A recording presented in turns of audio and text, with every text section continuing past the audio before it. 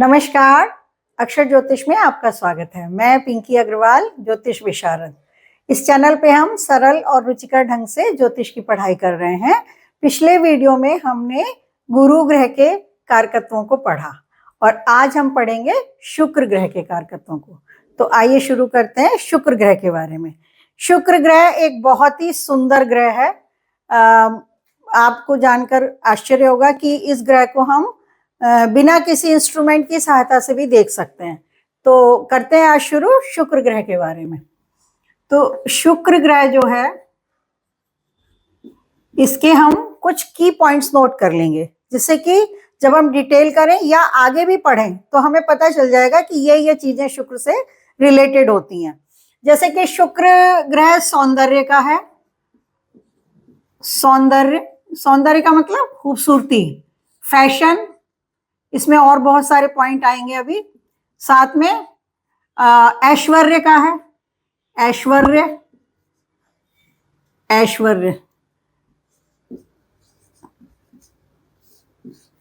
मौज मस्ती का है।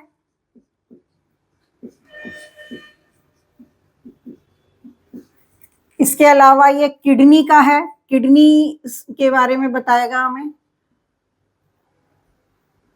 किडनी के बारे में हमें पता चलेगा, है ना। और इसके अलावा हम अभी लिखेंगे 3Ws। 3Ws क्या है? 3Ws, अब ये W से 3 वर्ड निकलेंगे और फिर उसी से सारे हम शुक्र के कारकत्वों को निकालते चले जाएंगे। 3W में वाइन है। Wine, WIN, wine, women, women और वेल्थ। अब देखिए कितना सुंदर ग्रह है ये। संसार में आज के युग में सबको यही चाहिए, women, wine and wealth. Women, wine and wealth. अब विमेन का मतलब विमेन से रिलेटेड सारी चीजें शुक्र के अंतर्गत आ जाएंगी। फैशन, कॉस्मेटिक्स, ब्यूटी पार्लर, जेवर, गहना, कपड़ा और खास करके चमकीले कपड़े, सुंदर कपड़े, सब कुछ, लहंगा, साड़ी, सब कुछ।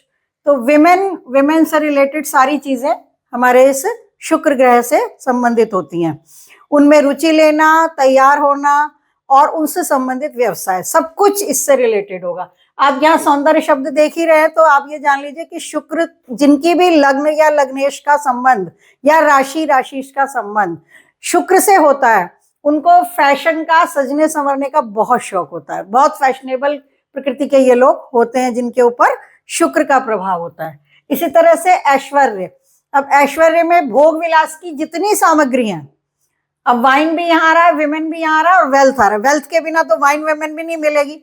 तो ये जो पैसा, रुपया, मनी, अमीरी, लग्जरी कार्स, लग्जरी आपके एक्सकर्शन, घूमने जाते हैं लोग बाग, मनोरंजन करने जाते हैं, हनीमून, प्रेम प्रसंग, जितनी तरह के संसार में आनंद और भोग की वस्तुएं हैं, वो सब इस शुक्र ग्रह से ही डिनोट होती हैं। ठीक है। अब इसी तरीके से मौज मस्ती के लिए घूमने जाना, विदेश जाना भी शुक्र की ही कृपा से संभव होता है।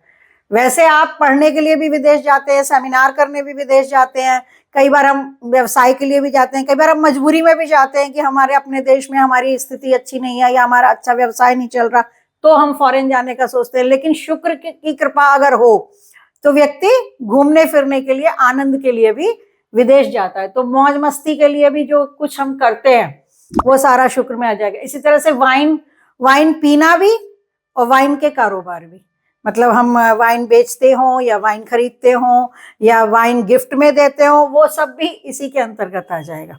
विमेन में हमने आपको बता दिया, स्त्रियों से संबंधित, चाहे वो कपड़े हैं, गहने हैं, फैशन है, ब्यूटी पार्लर है, सजना संवरना है, सब कुछ इसमें आ जाएगा। इसी तरह वेल्थ, अमीरी। अब अमीरी होगी तो लग्जरी कार भी हो सकती है हमारे पास, बढ़िया बंगला, बढ़िया कोठी हो, है ना। बढ़िया कोठी मतलब सजी हुई सुंदर कोठी।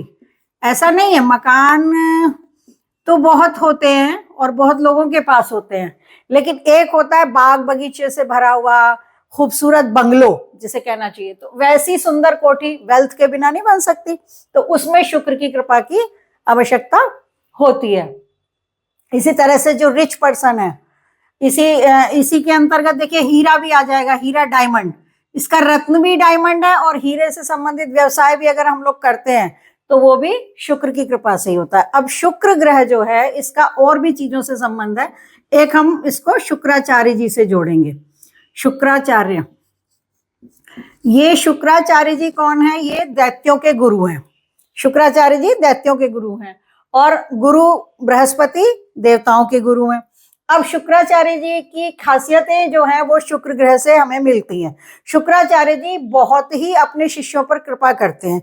आपने राजा बलि की कहानी सुनी होगी कि राजा बलि जो थे वो बहुत बड़े दानवीर थे, और जब ये लगा कि इनकी दानवीरता के कारण इंद्र का सिंहासन डोल रहा है, तो श्री हरि ने वामन का अवतार लिया और उनसे ये तय किया कि हम इनसे भूमि मांग लेंगे, 3 पग में भूमि मांग लेंगे। तो ये था कि भाई सारी धरती नाप लेंगे ये। तो ये बात शुक्राचार्य जी को अपने ध्यान से, मनन चिंतन से पता चल गई कि वामन अवतार में कोई आने वाला है और वो बलि से मांगेंगे, और बलि तो दान देंगे ही, बलि तो छोड़ने वाले हैं नहीं। उन्होंने तो कह दिया था मैं तो दान दूंगा ही दूंगा। शुक्राचार्य जी ने उन्हें समझाया कि राजन आज दान मत देना, जो भी ब्राह्मण आए, ठिगने कद का कोई ब्राह्मण आएगा तो आप आज उसे दान मत देना। उन्होंने कहा आचार्य जी ये नहीं हो सकता है, मैंने निर्णय लिया तो मैं जरूर दूंगा।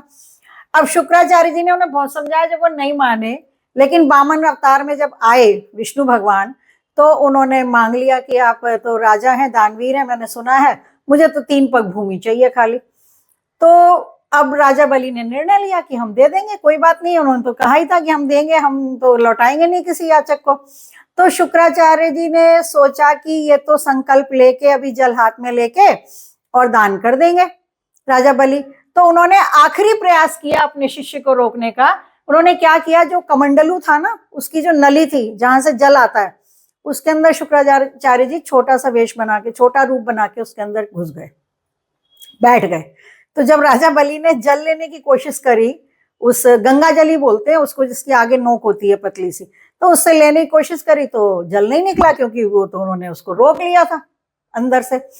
तो वामन अवतार तो विष्णु थे स्वयं, वो जान गए कि ये इनके गुरुजी इनके ऊपर वो कर रहे हैं। तो उन्होंने क्या किया, एक तिनका उठाया, सीख उठाई, और वो उस नली के अंदर खोद दिया उसको।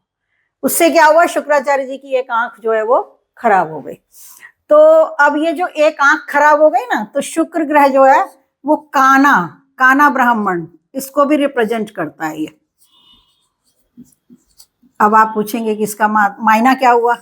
ये है कि एक आंख जिसकी थोड़ी ज्यादा खराब हो। आई साइट में भी अक्सर हमने पहले भी बताया कि आई साइट कभी भी एक सी नहीं होती, हर दोनों आंखों का नंबर अलग अलग होता है, और कभी कभी किसी किसी की एक आंख का नंबर बहुत ज्यादा कम ज्यादा होता है, या अदरवाइज भी ऑब्वियसली भी लोग दिख जाते हैं कि भाई काने हैं ये। तो कई बार क्या होता है, शुक्र ग्रह को अच्छा करने के लिए या उसका लाभ लेने के लिए, उसका पॉजिटिव उसका असर लेने के लिए, कई बार आपको कोई ब्राह्मण को कहेंगे कि कोई अगर काने ब्राह्मण आपको मिल जाए तो उनको आप खीर वगैरह खिलाइए, तो उससे आपका शुक्र ग्रह जो है वो आपको पॉजिटिव रिजल्ट देगा। तो ये एक्चुअली ये सब कहानियां जो है ना, ये विषय को ठीक तरह से समझाने के लिए ही है। वैसे तो याद नहीं रहेगा कि शुक्र क्या, अभी हमने चंद्र को बता दिया कि बाई आंख का कारक है, पहले कह दिया जी दाई आंख का कारक सूर्य है, अब ये शुक्र भी निकल आया यहाँ पर। तो डिफरेंस कैसे होगा, डिफरेंस ऐसे होगा कि जब किसी व्यक्ति की एक आंख ही ज्यादा खराब हो, या शुक्र इस तरीके से बैठा हुआ हो कि वो दूसरे घर या 12वें घर, आंखों वाले घर पे या उनके मालिकों के साथ संबंध बना रहा हो, और पोजीशन उसकी वीक हो, तो फिर ये काना बना देता है हमको। तो चूंकि ये ब्राह्मण है, शुक्राचार्य जो है आचार्य हैं, तो ये ब्राह्मण है, तो इसलिए कहा जाता है कि अगर कोई काने ब्राह्मण मिल जाए तो उनको खीर खिलाइए। अब खीर ही क्यों खिलानी है, क्योंकि शुक्र भी सफेद चीजों का है, चावल, चीनी, दूध, मखाने, ये सब शुक्र से रिलेटेड है, ठीक है। अच्छा, उसके अलावा अब ये शुक्र शब्द जो है और जगह भी यूज होता है, ये हमारे वीर्य को भी प्रदर्शित करता है। तो पुरुषों में वीर्य संबंधित समस्याएं अगर हो, कम होना, ज्यादा होना, शुक्राणुओं का कम होना, ज्यादा होना, तो ये भी जो है ना शुक्र ग्रह से ही रिलेटेड होता है। यानी कि यौन संबंध, प्रेम संबंध, ये सब भी शुक्र से रिलेटेड होते हैं। मतलब अगर आपने ध्यान दिया हो, अगर आप तो ज्यादातर हमने तो जो कुंडलियां देखी हैं तो ये पाया है कि शुक्र की लग्नें होती हैं तो वो लोग ज्यादातर प्रेम संबंधों में जाते हैं, क्योंकि प्रेम का भी ग्रह है ये, प्रेम का ग्रह है। और अभी हम आपको हॉरोस्कोप बना के बताएंगे कि कब ये प्रेम का हो जाता है और कब ये बिना प्रेम का हो जाता है। मतलब ये ग्रह तो रोमांटिक है, लेकिन कैसी पोजीशन में बैठा हुआ उस पर डिपेंड करता है। कुछ लोग बहुत प्रेमी होते हैं, कुछ अति के प्रेमी होते हैं, कुछ अति के कामुक हो जाते हैं, वो भी शुक्र की ही कृपा से होता है। कुछ लोग बिल्कुल वैरागी हो जाते हैं, उनको कोई फर्क ही नहीं पड़ता है, ऑपोजिट सेक्स में कोई रुचि नहीं लेते हैं। तो ये सारी बातें जो हो जाती हैं शुक्र से रिलेटेड हैं, ठीक है। तो ये हम अभी आपको एक्सप्लेन करेंगे। तो इसमें प्रमेह रोग भी आ जाते हैं शुक्र में। किडनी हमने यहाँ पे लिखी थी ना, किडनी की बीमारी, अधिक मूत्र होना, ना मूत्र होना, मूत्र का रुक जाना, या प्रमेह रोग होते हैं, या कई बार क्या होता है कि ये प्रोस्टेट से रिलेटेड प्रॉब्लम्स होती हैं, है ना। ये सारी समस्याएं किडनी पे चूंकि इसका आधिपत्य है, और सूजन पे भी इसका आधिपत्य है। सूजन होती है ना, स्वेलिंग, ये भी शुक्र की मेहरबानी से होती है। तो कई बार ऐसा होता है कि अगर आप किसी बीमारी में सूजन की समस्या से गुजर रहे होते हैं, तो अगर शुक्र से संबंधित चीजों का दान, जैसे हमने बताया ना कीर का कर दीजिए, तो ऐसी चीजों का दान करने से ये देखने में आया है कि सूजन के प्रभाव जो है वो कम हो जाते हैं। अब हम एक हॉरोस्कोप बनाते हैं और उसके आधार पे आपको बताएंगे कि शुक्र कहाँ बली होता है, कहाँ शुभ परिणाम देता है और कहाँ पर कम शुभ परिणाम देता है। तो हम इसको इरेज करेंगे, क्योंकि यहाँ ही बताना ज्यादा बेहतर होता है। जगह बनाते हैं तो अच्छे से बात समझ में आ जाती है। ये बहुत सुंदर ग्रह है, बहुत चमकीला ग्रह है, चमकीले कपड़ों पे, वस्त्रों पे भी इसका अधिकार है। और ये ग्रह बिना किसी उपकरण के देखा जा सकता है। यहाँ तक कि पूर्वांचल में कुछ शादियां होती हैं, उन शादियों में दूल्हा दुल्हन को शादी के बाद शुक्र ग्रह के दर्शन कराए जाते हैं। उसके पीछे भी वही लॉजिक है कि शुक्र जो है प्रेम का ग्रह है, शादी का ग्रह है। ये पुरुषों के लिए तो शादी का कारक ही है। यदि किसी लड़के की कुंडली हमारे यहाँ आती है और ये कहा जाता है कि भाई इनका विवाह कब होगा, तो हम सप्तम भाव, सप्तम का मालिक और शुक्र को ही देखते हैं पुरुष के लिए, क्योंकि शुक्र ग्रह की कृपा से ही विवाह या वैवाहिक सुख प्राप्त होता है। तो अब ये देखिए कि शुक्र कहाँ पर दिग्बल पाता है। हमने और ग्रहों का भी पढ़ा था ना कि दशम भाव में हमने बताया था कि दशम भाव में सूर्य और मंगल को दिग्बल मिल जाता है, लग्न में बुध को और गुरु को मिल जाता है ना।